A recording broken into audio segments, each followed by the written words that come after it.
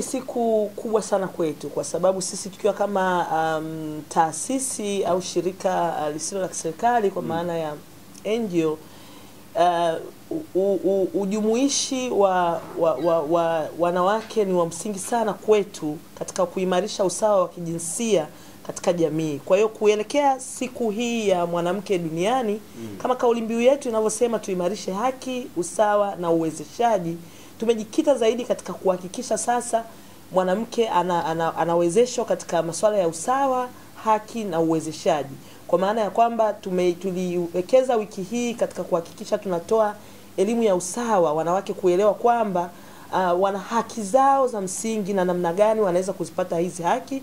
Lakini vile vile tumeendelea kutoa elimu juu ya masuala ya ukatili kwa wanawake pamoja na watoto, kuhakikisha kwamba tunahakikisha kwamba tunawalinda, kutoa elimu pia kwa kina baba kuelewa umuhimu wa kushirikishana hususan katika swala la kunyanyua familia kiuchumi. Mwanamke nafasi yake iko wapi katika kusaidia katika kunyanyua familia kiuchumi. Lakini vile vile wiki hii pia tulitoa nafasi pia ya wanawake kuelewa kwamba wana nafasi bila kujali wamepitia nini. Mimi binafsi huwa napenda kuzungumzia kwa kujitolea. Mfano mimi kutokana na sababu mbalimbali nilibeba ujauzito wa mtoto wangu wa kwanza nikiwa na miaka 18. Kwa hiyo nikiwa kidato cha 4, kwa hiyo ililazimu kukatisha masomo yangu. Na baada ya hapo nilipitia kipindi kigumu ambacho na uhakika wanawake wengi wanaotusikiliza sasa hivi nao pia wanapitia hayo, kwa maana ya kwamba unafika mahali ambapo mtu unajiona huwezi, umekata tamaa, una vikwazo vingi, hujui namna gani ya kujikwamua kwa maana ya mtaji, ujuzi au vinginevyo. Lakini mimi naomba kuwatia moyo wanawake wenzangu wote popote pale mlipo, msikate tamaa. Mimi nilirudi shule nikiwa na umri wa miaka 28. Nikarudi kuanza kusoma tena, nilisoma QT. Na nikarudi mpaka sasa hivi tunavyozungumza nina master's degree. Kwa hiyo inawezekana. Inachotakiwa ni kuchukua hatua, na hatua ya kwanza inayopaswa kuchukuliwa ni kwa wewe mwenyewe mwanamke kuelewa umuhimu wa kujikwamua kifikra na kiuchumi mapema. Lakini vile vile mimi napenda kusema kwamba mimi huwa naamini kuna vitu viwili ambavyo huwa tunavisema sana na kina mama wote tunatakiwa kuelewa katika siku yetu ya wanawake duniani.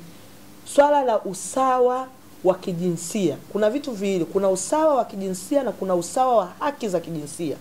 Wanawake tupambane sana tupate usawa wa haki za kijinsia ili tusimuondoe mwanaume katika nafasi yake. Katika kuhakikisha kwamba sasa hivi tunapambania usawa wetu wa haki za kijinsia, tuhakikishe pia tusiondoe haki za mwanaume katikati yetu, kwa sababu pia wanaume wana nafasi yao kwenye maisha yetu.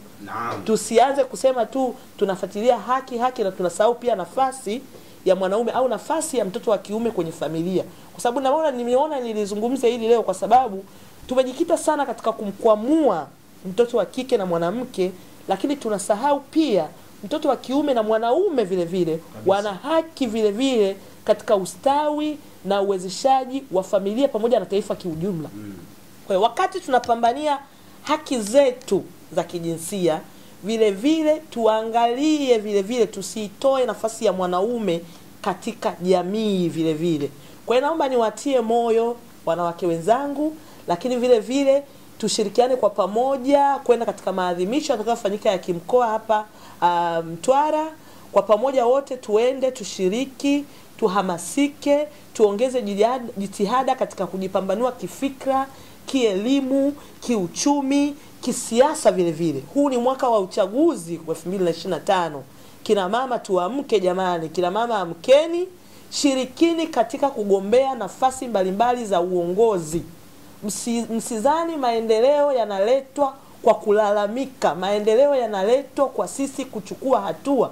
Na hatua kubwa mwanamke unaweza kuileta kwa kuleta maendeleo katika jamii yako ni ikiwemo kugombea nafasi mbalimbali za uongozi. Mwaka huu tuna uchaguzi mkuu wa nchi, wanawake tujitokeze. Lakini vile vile mama yetu, rais wetu Dr. Samia Suluhu Hassan amekuwa ni mfano imara kwa kina mama, ni mfano imara kwa wanawake kuonyesha kwamba inawezekana. Tuamke sasa, tupiganie haki zetu, tuweke usawa na tuhakikishe tunajiwezesha wanawake kuinuka zaidi na kuwa imara zaidi.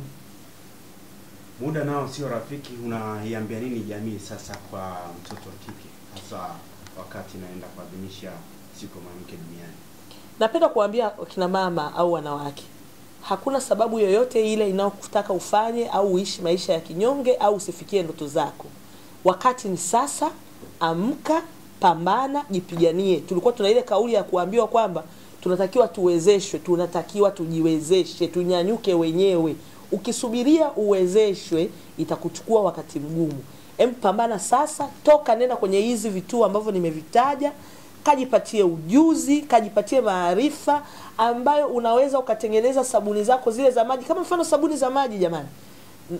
Najua kuna wengine hawajawahi kujua anatengenezaje. Ni kitu ambacho kinatengenezwa kwa urahisi sana. Unaweza kutengeneza hapo nyumbani, ukawa unauza, ukaisaidia familia yako kujikwamua kiuchumi.